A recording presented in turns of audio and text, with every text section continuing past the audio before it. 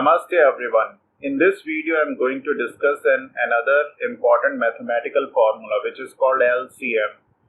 Actually, you may be remembering in your school times you may have found it many times the least common multiple of the given two numbers. It is the number which is exactly divisible by both of them. So let's get started here. Equal to L.C.M. and we will select these both A and B. And we will get the LCM 72. This 72 is now exactly divisible by A and B differently. And in the same way, we can drag it down to find the LCM of all these pairs.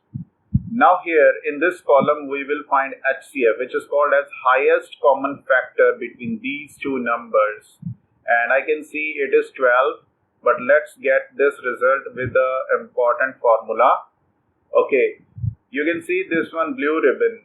Here I have written a relationship between the two numbers and their LCM and HCF, which is the product of two numbers is exactly equal to the product of the LCM and HCF.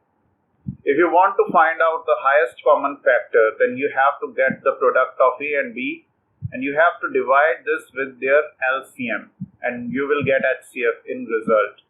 Now, firstly, I will find the product using product formula of these two A and B and divide this result with LCM. This is their LCM. You can see we got the 12 answer and you can drag it down. You will get the answer of whole of the column.